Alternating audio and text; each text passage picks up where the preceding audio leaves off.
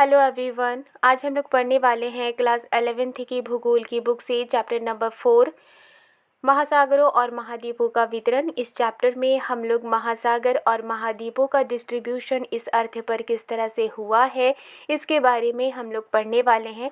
पिछले क्लास में हमने चैप्टर 1 से चैप्टर 3 तक कंप्लीट कर लिया है। अगर आपने वो वीडियो नहीं देखी है तो आप प्ले लिस्ट में जाकर देख सकते हैं। मैं प्ले लिस्ट के लिंक डिस्क्रिप्शन बॉक्स में और कम्युनिटी टैब में मेंशन कर दूंगी। तो चलिए शुरू करते हैं आज की क्लास। इस चैप्टर में हम लोग किसके बारे में पढ़ने वाले हैं? इस चैप्टर में हम लोग महासागर के बारे में पढ़ने वाले हैं, महाद्वीपों के बारे में पढ़ने वाले हैं। इनका किस तरह से इस पृथ्वी पर डिस्ट्रीब्यूशन हुआ है, किस तरह से इनका वितरण हुआ है, इसके बारे में पढ़ने वाले हैं। यहाँ लिखा है पृथ्वी के 29% 29% भाग पर महाद्वीप और बाकी पर महासागर फैले हुए हैं। अगर पृथ्वी को हम 100% हम माने तो 100% में से 29% पर महाद्वीप फैले हुए हैं और बाकी जो बचते हैं यानी 71% जो भाग बचते हैं उस पर महासागर फैले हुए हैं। यानी कि पूरी पृथ्वी को अगर हम 100% माने तो इसमें से 29% क्या है? सिर्फ महाद्वीप है, यानी कि ज़मीन है जिस पर लोग रहते हैं। और बाकी क्या है? बाकी सिर्फ महासागर है, यानी पानी ही पानी है। महाद्वीपों और महासागरों की अवस्थिति जैसा कि आज मानचित्र पर दिखाई देती है, हमेशा से ऐसी नहीं रही है। आज हम जब नक्शे को देखते हैं तो उसमें महाद्वीप के बारे में देखते हैं, समझते हैं, महासागरों को समझते हैं कि कितनी दूर तक ये फैले हुए हैं। महाद्वीपों के बारे में समझते हैं कि ये कितनी दूर तक फैले हुए हैं, कौन से महाद्वीप कितने बड़े हैं, कौन से महाद्वीप कितने छोटे हैं। लेकिन जहाँ हम इन सभी महाद्वीपों और महासागरों को नक्शों में देखते हैं, इस तरह के महाद्वीप और महासागर पहले इस तरह से नहीं थे। मीन्स कि इतने सारे महाद्वीप जो आज हम देखते हैं वो कहीं ना कहीं किसी टाइम पर आज के महाद्वीप के जैसे नहीं थे।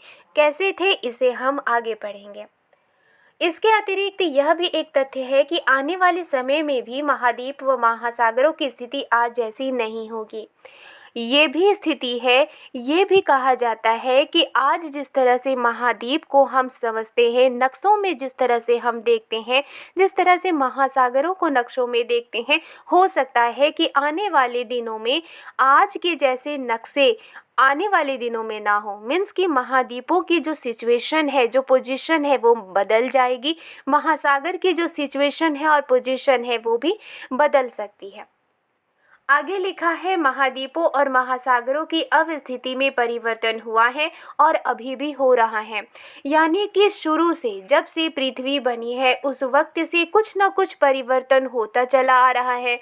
महाद्वीप में परिवर्तन होता आया है और आज हम 7 महाद्वीपों के बारे में जानते हैं और महासागरों के बारे में परिवर्तन होता आया है।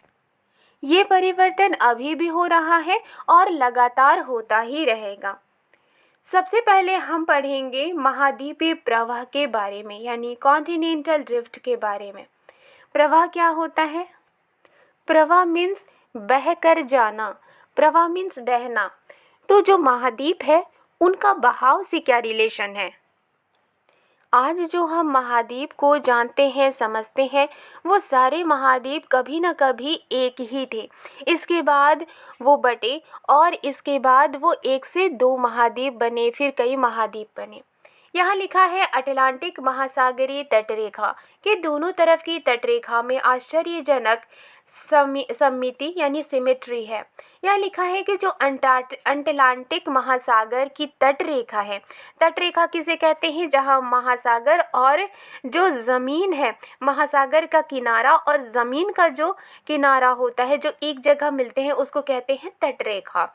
यह लिखा है अटलांटिक महासागर की जो तटरेखा है, इस तटरेखा के दोनों तरफ की जो तटरेखा है उसमें आश्चर्यजनक सममिति है, यानी कि दोनों के दोनों इक्वल तरीके से एक जैसे हैं। इसी समानता के कारण बहुत से वैज्ञानिकों ने दक्षिण व उत्तर अमेरिका तथा यूरोप व अफ्रीका के एक साथ जुड़े होने की संभावना को व्यक्त किया।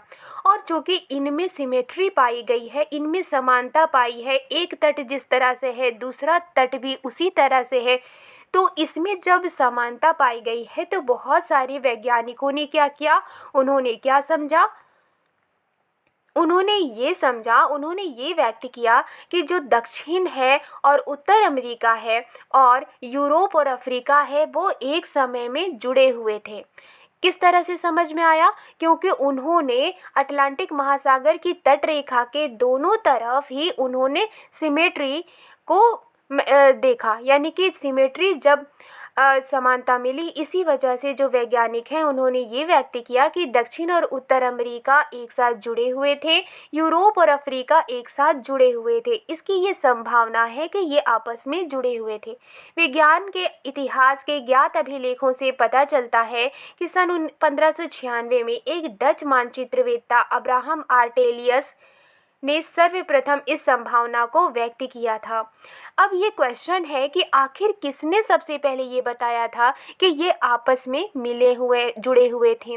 तो यहाँ लिखा है कि जो विज्ञान के इतिहास के ज्ञात अभिलेखों से, यानी कि विज्ञान के बारे में जब विज्ञान की मदद से जब हर एक चीज़ों को जाना जाने लगा तो बहुत पहले से ही विज्ञान को अपनाया जा रहा था।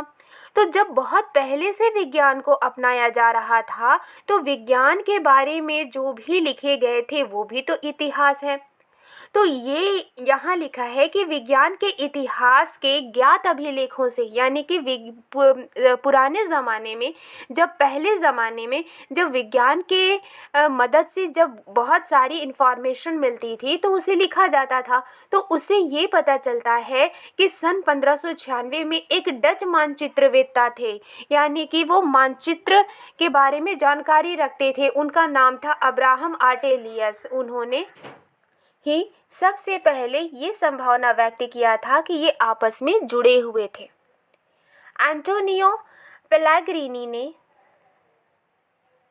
एक मानचित्र बनाया जिसमें तीनों महाद्वीपों को इकट्ठा दिखाया गया था। अब यहाँ लिखा है कि एंटोनियो पेलाग्रीनी ने, वो एक मानचित्रकार थे, उन्होंने एक मानचित्र बनाया, उन्होंने एक नक्शा बनाया और उन्होंने अपने नक्शे में तीनों महाद्वीपों को इकट्ठा किया था, यानी तीनों महाद्वीपों को इकट्ठा दिखाया था। जर्मन मौसमविद अल्फ्रेड वैगनर ने महाद्वीपीय विस्थापन सिद्धांत सन 1912 में प्रस्तावित किया। यहाँ लिखा है कि जो तीनों महाद्वीप को इकट्ठा करके किसने दिखाया था, तीनों महाद्वीपों को इकट्ठा करके एंटोनियो पेलेग्रीनी ने दिखाया था। और उन्होंने कौन कौन से महाद्वीपों को इकट्ठा करके बताया था, अमेरिका, यूरोप और अफ्रीका, इन तीनों को उन्होंने इकट्ठा करके दिखाया था। अपने मानचित्र में उन्होंने इन तीनों महाद्वीपों को इकट्ठा करके दिखाया था। एक जर्मन मौसमविद थे, यानी वो मौसम के बारे में जानकारी रखते थे, वो मौसम के बारे में बताते थे। एक मौसमविद थे जिनका नाम था अल्फ्रेड वैगनर। उन्होंने महाद्वीपीय विस्थापन सिद्धांत सन 1912 में प्रस्तावित किया। यह सिद्धांत महाद्वीप एवं महासागरों के वितरण से ही संबंधित था। यहाँ लिखा है कि जो अल्फ्रेड वैगनर थे उन्होंने एक सिद्धांत प्रस्तावित किया था, अपने अकॉर्डिंग उन्होंने एक सिद्धांत प्रस्तावित किया था। उस सिद्धांत का नाम था महाद्वीपीय विस्थापन सिद्धांत। और उन्होंने कब प्रस्तावित किया था, 1912 में। इस सिद्धांत के बारे में उन्होंने 1912 में बताया था। और ये सिद्धांत किसके बारे में बात करता है, ये सिद्धांत बात करता है महाद्वीप और महासागरों के वितरण से, यानी कि उनके डिस्ट्रीब्यूशन से। यहाँ लिखा है कि ये जो सिद्धांत है वो ये बताता है कि महाद्वीप और महासागरों का वितरण किस प्रकार हुआ, इनका डिस्ट्रीब्यूशन किस तरह से हुआ। इस सिद्धांत की आधारभूत संकल्पना ये थी कि सभी महाद्वीप एक अकेले भूखंड से जुड़े हुए थे। अब ये जो अल्फ्रेड वैगनर थे उन्होंने जो सिद्धांत बनाया था, इस सिद्धांत के अकॉर्डिंग क्या बताया गया था कि महाद्वीप, जितने भी महाद्वीप हैं, सभी महाद्वीप जो आज हम अलग अलग महाद्वीपों को जानते हैं, वो सभी महाद्वीप एक अकेले भूखंड में से जुड़े हुए थे, यानी कि वो एक समय में एक ही थे। फिर उनमें किन्हीं कारणों से उनमें डिस्ट्रीब्यूशन हुआ, वो बटे और फिर कई महाद्वीप बने। वैगनर के अनुसार आज के सभी महाद्वीप इस भूखंड के भाग थे तथा यह एक बड़े महासागर से घिरा हुआ था।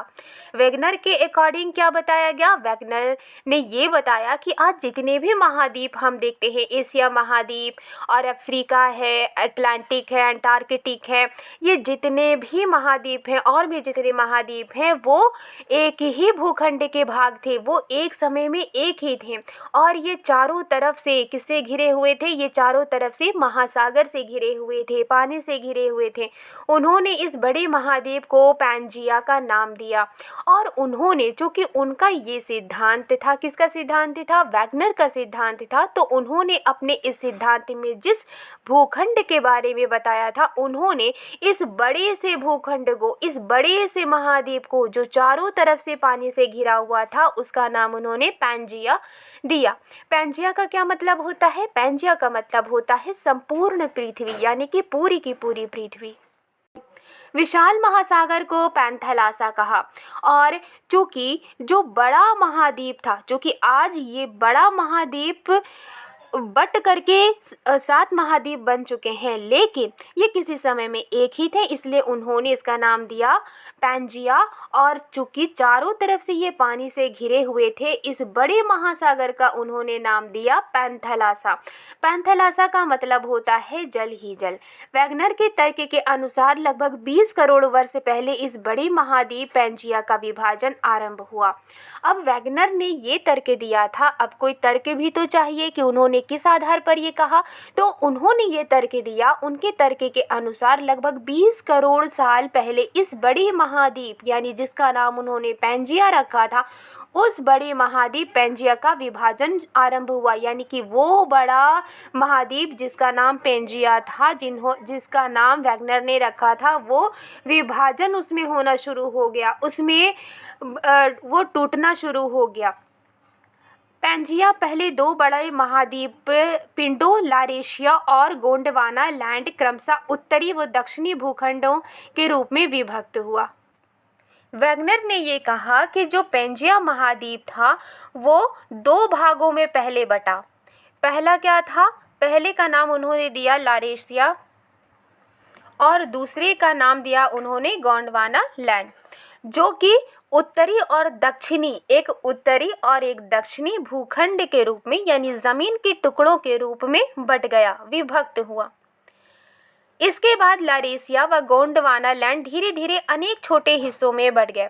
इसके बाद जो बड़ा महाद्वीप था जिसे पैंजिया नाम दिया गया, वो 2 भागों में बट गया। पहला क्या था? पहला नाम दिया गया लारेशिया और दूसरा था गोंडवाना लैंड, जो कि उत्तरी और दक्षिणी भूखंड के रूप में विभक्त हुआ, यानी बट गया। इसके बाद लारेशिया और गोंडवाना लैंड ये भी धीरे धीरे अनेक छोटे छोटे हिस्सों में बट गए, जो आज के महाद्वीप के रूप में है। और आज जिस महाद्वीप को हम समझते हैं, नक्शों में देखते हैं, वो इन्हीं लारेशिया और गोंडवाना लैंड के विभक्त होने से बने हैं।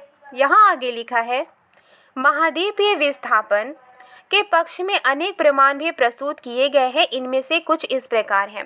अब महाद्वीप का किस तरह से विस्थापन हुआ है, किस तरह से वो बटे हैं। पहले वो एक ही थे, फिर 2 हिस्सों में बटे, फिर इसके बाद उन हिस्सों के भी कई टुकड़े होते गए और फिर महाद्वीप, आज हम जिन महाद्वीपों को जानते हैं उन महाद्वीपों के रूप में वो बदले।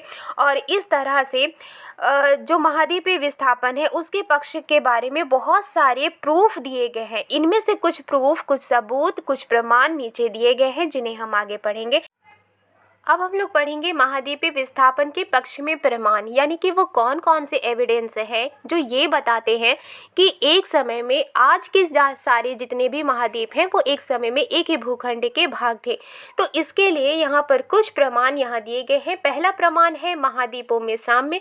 सबसे पहले महाद्वीपों में साम्य ये बताता है कि महाद्वीप एक समय में एक ही भूखंड के भाग थे और बाद में वो विभक्त हुए, बाद में वो बट गए और आज हम महाद्वीप के रूप में उसे जानते हैं।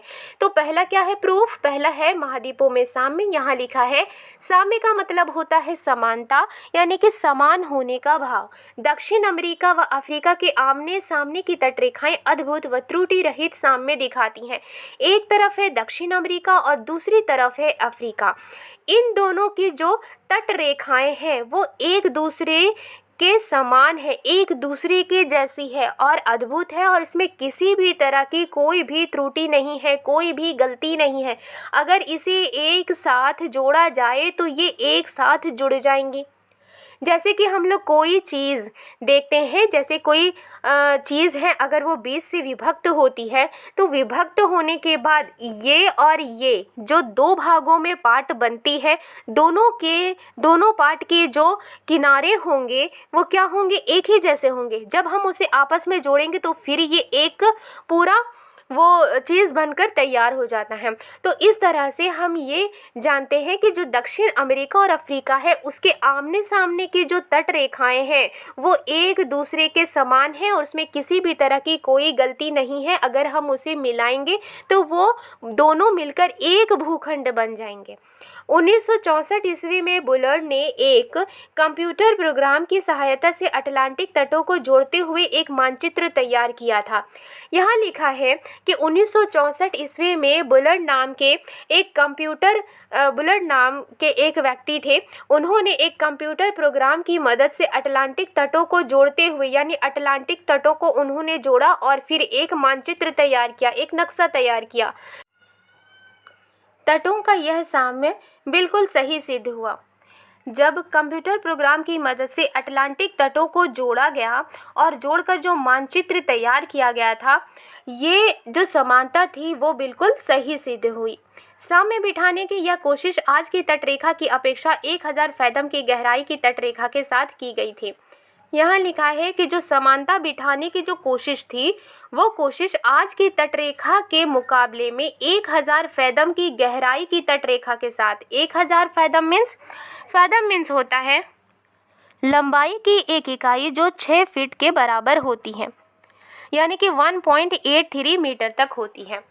यहाँ लिखा है कि आज की जो तटरेखा है उसके मुकाबले में 1000 फैथम की गहराई की तटरेखा के साथ की गई थी। जितनी गहराई थी उसके साथ ही अटलांटिक तटों के बीच में साम्य बैठाने की कोशिश की गई थी और ये बिल्कुल सही सिद्ध हुई थी।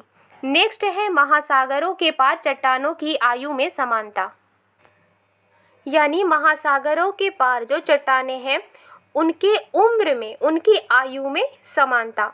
आधुनिक समय में विकसित की गई रेडियोमीट्रिक काल निर्धारण विधि से महासागरों के पार महाद्वीपों की चट्टानों के निर्माण के समय को सरलता से जाना जा सकता है।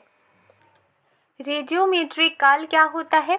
रेडियोमीट्रिक काल निर्धारण होता है किसी वस्तु की आयु का पता लगाने की ये एक विधि होती है। यहाँ लिखा है कि आधुनिक समय में, आज के मॉडर्न एज में विकसित की गई रेडियोमीट्रिक काल निर्धारण विधि से महासागरों के पार, यानी कि महासागरों के जो पार महाद्वीप की जो चट्टानें होती हैं उनके निर्माण के समय को, यानी कि वो कब बनी थी, कब उनका निर्माण हुआ था, उनके समय को सरलता से यानी आसानी से जाना जा सकता है। 200 करोड़ वर्ष प्राचीन शैल समूहों की एक पट्टी ब्राज़ील तट और पश्चिमी अफ्रीका के तट पर मिलती हैं जो आपस में मेल खाती हैं।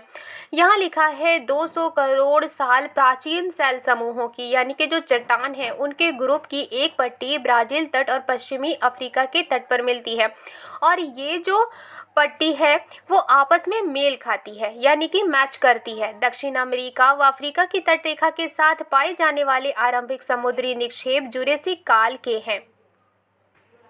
निक्षेप का मतलब होता है डिपॉजिट और जुरेसिक काल का मतलब होता है वो समय जब डायनासोर पाए जाते थे। यहाँ लिखा है कि दक्षिण अमेरिका और अफ्रीका की जो तट रेखा है उनके साथ पाए जाने वाले शुरुआती समुद्री निक्षेप, यानी कि जो समुद्र से रिलेटेड जो डिपॉजिट थे वो जुरेसिक काल के हैं, यानी कि ये जो निक्षेप हैं, जो शुरुआती समुद्री निक्षेप हैं वो उस समय के हैं जिस समय डायनासोर पाए जाते थे। इससे यह पता चलता है कि इस समय से पहले महासागर की उपस्थिति वहाँ नहीं थी। इससे ये पता चलता है कि जो इस समय से पहले यानी कि जिस समय के निक्षेप हैं उस समय से पहले महासागर की उपस्थिति वहाँ नहीं थी। यानी कि जिस जगह पर हम महासागर की उपस्थिति के बारे में जानते हैं, दक्षिण अमेरिका और अफ्रीका की तटरेखा के से पाए जाने वाले जो आरंभिक समुद्री निक्षेप हैं, उससे ये पता चलता है कि ये जो निक्षेप हैं वो जुरासिक काल के हैं और इससे पहले वहाँ पर महासागर की उपस्थिति नहीं थी, यानी कि महासागर वहाँ नहीं थी। अब हम लोग पढ़ेंगे टीलाइट के बारे में। टीलाइट वे अवसादी चट्टानें हैं जो हिमानी निक्षेपण से निर्मित होती है। अवसादी चट्टानें क्या होती हैं? अवसादी चट्टानें ऐसी चट्टानें होती हैं जो एक के बाद एक चट्टानें जब इस तरह से मिलती हैं तो जो चट्टानें बनती हैं उसे अवसादी चट्टानें कहा जाता है। तो टीलाइट भी एक तरह की अवसादी चट्टानें हैं जो हिमानी निक्षेपण से निर्मित होती है, यानी कि हिमानी डिपॉजिट से निर्मित होती है, बनती है। भारत में पाए जाने वाले गोंडवाना श्रेणी के तलछटों के प्रतिरूप दक्षिण गोलार्ध के 6 विभिन्न स्थलखंडों में मिलते हैं। तलछट का मतलब होता है द्रव्य पदार्थ के नीचे बैठने वाला मैल। यहाँ लिखा है भारत में पाए जाने वाले गोंडवाना श्रेणी के जो तलछट है उनकी कॉपी, उनकी प्रतिरूप दक्षिण गोलार्ध के 6 अलग अलग स्थलखंडों में मिलते हैं। गोंडवाना श्रेणी के आधार तल में घने टीलाइट हैं जो विस्तृत व लंबे समय तक हिम आवरण या हिमाच्छादन की ओर इंगित करते हैं। यहाँ लिखा है गोंडवाना श्रेणी के आधार तल में यानी नीचे घने टीलाइट है। टीलाइट क्या है? अवसादी चट्टानें जो विस्तृत और लंबे समय तक हिम आवरण यानी कि बर्फ से ढके, हिमाच्छादन यानी कि बर्फ से ढके होने की ओर इंगित करते हैं। इसी क्रम के प्रतिरूप भारत के अतिरिक्त अफ्रीका, फॉकलैंड द्वीप, मेडागास्कर, अंटार्कटिक और ऑस्ट्रेलिया में मिलते हैं। और इसी क्रम के जो प्रतिरूप हैं, जो कॉपी है, किसके कॉपी? तलछट की कॉपी भारत के अलावा अफ्रीका, फॉकलैंड द्वीप, मेडागास्कर, अंटार्कटिक और ऑस्ट्रेलिया में मिलते हैं। गोंडवाना श्रेणी के तलछटों की ये समानता स्पष्ट करती है कि इन स्थलखंडों के इतिहास में भी समानता रही है। यहाँ लिखा है कि गोंडवाना श्रेणी के जो तलछट हैं उनके बीच में समानता ये स्पष्ट करती है अलग अलग जो अफ्रीका है, फॉकलैंड द्वीप है, मेडागास्कर है, अंटार्कटिक है, ऑस्ट्रेलिया है, भारत है, तो इसमें जो तलछट पाए गए हैं उनके जो समानता है वो ये स्पष्ट करती है कि इन स्थलखंडों के इतिहास में भी समानता है, यानी कि ये जो स्थलखंड थे इनका जो इतिहास है वो भी समान है। हिमानी निर्मित टीलाइट चट्टानें पुरातन जलवायु और महाद्वीपों के विस्थापन के स्पष्ट प्रमाण प्रस्तुत करते हैं। यहाँ लिखा है कि हिमानी निर्मित यानी कि हिम से, बर्फ से निर्मित जो टीलाइट चट्टानें हैं वो पुरातन जलवायु यानी कि पुरानी जलवायु और महाद्वीपों के विस्थापन के यानी कि उनके एक जगह से दूसरी जगह हटने के स्पष्ट प्रमाण प्रस्तुत करते हैं। कौन प्रस्तुत करते हैं? हिमानी निर्मित टीलाइट यानी कि हिम से बनी हुई जो टीलाइट चट्टानें हैं वो पुरातन जलवायु और महाद्वीपों के विस्थापन यानी जलवायु और महाद्वीपों के हटने के स्पष्ट प्रमाण प्रस्तुत करते हैं। एक समय में महाद्वीप एक जगह ही थे, एक साथ ही थे, फिर बाद में वो विस्थापित हो गए यानी कि वहाँ से वो हट गए। अब हम लोग पढ़ेंगे प्लेसर निक्षेप के बारे में।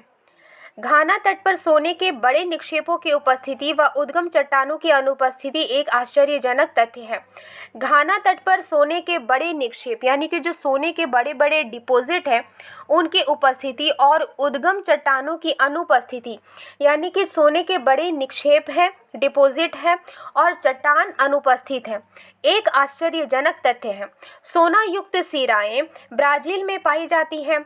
जो सोने से युक्त जो शिराएं हैं जहाँ से सोना निकाला जाता है ब्राज़ील में पाई जाती है। अतः यह स्पष्ट है कि घाना में मिलने वाले सोने के निक्षेप ब्राज़ील पठार से उस समय निकले होंगे जब ये दोनों महाद्वीप एक दूसरे से जुड़े थे। यहाँ लिखा है कि ये स्पष्ट है, ये क्लियर है, यह स्पष्ट है कि जो घाना में मिलने वाले सोने के निक्षेप हैं यानी कि सोने के जो डिपॉजिट हैं वो ब्राज़ील पठार से उस समय निकले होंगे जब ये दोनों महाद्वीप एक दूसरे से जुड़े थे। जब घाना और ब्राज़ील एक दूसरे से जुड़े हुए थे तभी घाना ब्राज़ील पठार से निकल गए और घाना में भी सोने के निक्षेप हैं और ब्राज़ील में भी सोने के निक्षेप हैं। ये इस बात से ये स्पष्ट है कि ये दोनों महाद्वीप एक दूसरे से जुड़े थे। अब हम लोग पढ़ेंगे जीवाश्मों का वितरण। यदि समुद्री अवरोधक के दोनों विपरीत किनारों पर जल व स्थल में पाए जाने वाले पौधों व जंतुओं की समान प्रजातियां पाई जाए तो उनके वितरण की व्याख्या में समस्याएं उत्पन्न होती हैं। समुद्री अवरोधक किसे कहते हैं? समुद्री अवरोधक मीन सी बैरियर्स। यहाँ लिखा है कि जो समुद्री अवरोधक है, जो सी बैरियर्स हैं, उनके दोनों विपरीत किनारों पर, जो सी बैरियर्स हैं उनके दोनों विपरीत किनारों पर जल और स्थल में पाए जाने वाले जो पौधे और जंतु हैं उनमें समान प्रजाति पाए जाए तो उनके वितरण के, उनके डिस्ट्रीब्यूशन की व्याख्या में बहुत सारी समस्याएं उत्पन्न होती हैं।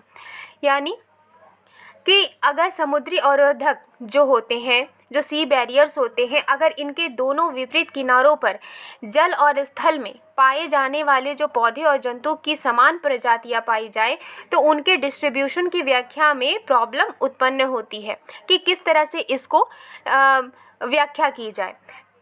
इस प्रेक्षण से कि लेमूर भारत, मेडागास्कर व अफ्रीका में मिलते हैं, कुछ वैज्ञानिकों ने इन तीनों स्थलखंडों को जोड़कर एक सतत स्थलखंड लेमूरिया की उपस्थिति को स्वीकारा। लेमूर क्या है? जीवाश्म है। यहाँ लिखा है कि इस प्रेक्षण से लेमूर भारत, मेडागास्कर और अफ्रीका में मिलते हैं।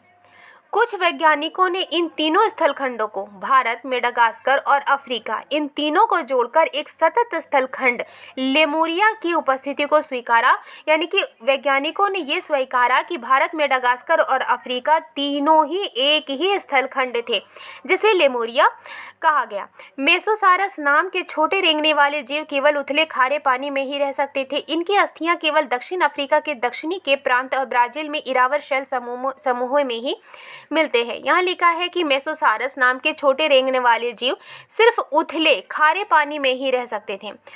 इनकी जो अस्थियां हैं, इनकी जो हड्डियां हैं, वो सिर्फ दक्षिण अफ्रीका के दक्षिणी के प्रांत और ब्राजील में इरावर शैल समूह यानी कि चट्टानों के समूह में ही मिलते हैं। ये दोनों स्थान आज से एक दूसरे से 4800 किलोमीटर की दूरी पर हैं। हालांकि इन दोनों जगहों पर, यानी कि ये जो दोनों प्रांत हैं, पहला प्रांत क्या है? दक्षिण अफ्रीका के दक्षिणी के प्रांत और दूसरा है ब्राजील में इरावर शैल समूह। इसमें जो छोटे रेंगने वाले जीव हैं उनकी जो अस्थियां हैं वो मिलती हैं, यानी कि हड्डियां हैं वो मिलती हैं। लेकिन ये दोनों जगह आज एक दूसरे से 48 किलोमीटर की दूरी पर हैं और इनके बीच में एक महासागर विद्यमान है और इन दोनों के बीच में क्या है? एक महासागर विद्यमान है। इस जगह पर भी जो अस्थियां हैं, किसकी अस्थियां? मेसोसारस की। और इस जगह पर भी मेसोसारस की अस्थियां मिलती हैं। लेकिन ये जो प्रांत है, इन दोनों की दूरी कितनी है? 4800 किलोमीटर। और इन दोनों के बीच में क्या है? महासागर। तो ये जो जीवाश्म है, जो दो अलग अलग जगहों पर पाई गई हैं और दोनों ही जगहों पर जो पाई जाने वाली जो अस्थियां हैं, जो हड्डियां हैं, किसकी हैं? मेसोसारस की। तो जो मेसोसारस है वो कहाँ रहते थे? वो खारे पानी में ही रह सकते थे। तो ऑब्वियसली जो ब्राज़ील है, जो दक्षिण अफ्रीका है, ब्राज़ील है, एक समय में वो एक ही होंगे, एक ही भूखंड होंगे। तभी उनमें जो मेसोसारस के नाम के छोटे रेंगने वाले जीव हैं उनकी अस्थियां मिली हैं। अब ये दोनों जब आपस में विभक्त हो गए तो इसमें कुछ अस्थियां पाई गई और इसमें कुछ अस्थियां पाई गई और बीच में क्या है? बीच में है महासागर। इसका मतलब ये हुआ कि जो स्थलखंड है वो अफ्रीका और ब्राज़ील का एक ही स्थलखंड था, फिर वो आपस में विभक्त हो गए, बट गए और बीच में महासागर है। आज के लिए बस इतना ही। वीडियो पसंद आई है तो लाइक एंड सब्सक्राइब करना मत भूलिएगा। मिलती हूँ नेक्स्ट वीडियो में। Thank you.